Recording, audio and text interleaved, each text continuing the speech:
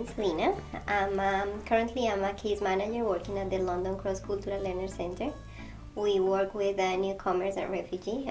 We help them to settle down here in Canada, especially here in London when they arrive. I came to Canada especially because I was looking to do my master's degree in neuropsychology.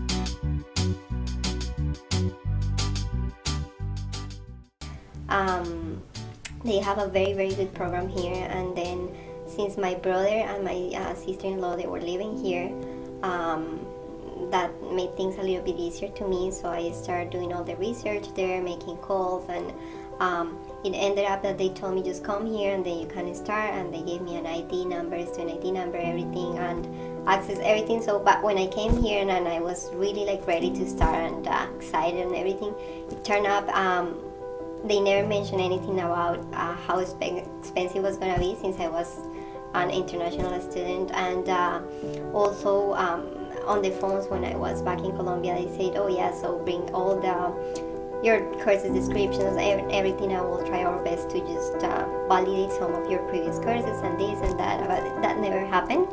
So I didn't do the master's. I felt a little bit frustrated because that was the reason why I came here.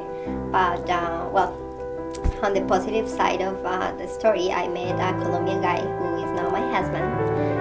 When I was at Weevil taking English classes, and it was kind of funny because my sister-in-law was always pushing, and you know, Lina, you need to date with a Canadian, so you will have better English and you will have this and you will get the culture and this and that.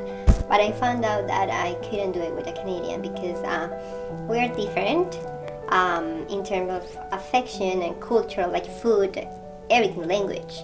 So I always thought about, for example, my mom or my family back in Colombia, if we had like our children and how they will communicate each other. That's very important to me, and so that's something that I can see, for example, with my brother. I have a brother that lives in the States, and he married a Colombian as well, but she's more like American than Colombian, so the children speak English all the time, and they don't want to speak Spanish. My mom doesn't speak English, so they kind of communicate, and it's so sad, right? They lose that connection. So but even though my husband is Colombian, in Colombia we have a lot of differences. We speak different dialects, so he speaks different. The dialect from him is different from mine. I can understand because Spanish, of course, but they put meaning to words that I use in a different way. So that's funny because I'm still learning what he's making reference of, because to me it's different. Food is different, so it's a very I love my country because it's not only one food, it's only one population. It's like there's a variety of us.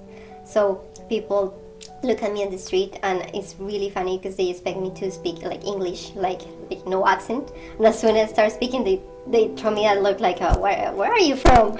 And they have told me like, oh no, you don't look like Colombian, because they have the perception that Colombians, we don't have white skin, clear eyes, you know. They think that we're I don't know, like dark skin, and we have a lot of like differences in skin color, eyes color. We're a mix, and that's a very rich culture there. The only things that Colombia has on the bad side, I will say, is safety, the economy. There is a big gap between the richest people and the poor people. Is a huge gap. I'm thinking about bringing up a family. Canada is the greatest country ever. The social services that Canada has in terms of accessibility, we don't have that. So everything you have to pay for, everything's really expensive. So people don't have the access or the money to pay for that. So again, only the riches are the ones that are accessing the best services, the best health practitioners and everything. So that's a big gap that we don't find here in Canada.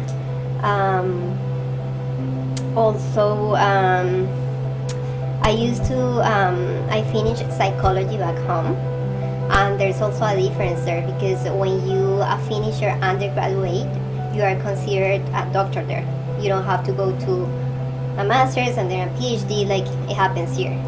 And well, it's kind of frustrating at the same time because I've been like watching the psychologists who are work, like the ones that they held a PhD, and it's exactly what I was doing back home. But here it's like they want you just to go like more school, more school, more school. And from our point of view, it's a little bit unnecessary because we have the same skills and the same capabilities. And so yeah, so there's a lot of people coming from all around the world, especially physicians, that medicine is the same language, but they cannot be physicians here. So it's kind of the same sharing feeling, and it's frustration, and it's kind of unfair. That's the only piece that we find is unfair with the Canadian system. But other than that, I love to be here in Canada. We don't have, back in Colombia, we don't have the same health system that you guys have here. So again, so only the rich people can afford to go to the best specialists because they're really expensive and this and that. So it's something that is not very convenient. And then I tried 3 years ago, I tried to go back to Colombia and try to live there again because I miss my family, and 80% of my family is back home, right? And I grew up personally with a lot with my cousins, and it was a really really good childhood, the one that I had, and I really want that for my child. But comparing in all the opportunities that he will have here, and it's like it's better for us to stay here. And then we try to always go like once a year to visit my family, our family, and then so I think that's how it's gonna be. And we are good in doing that so far. And I think basically that's it. That's my experience.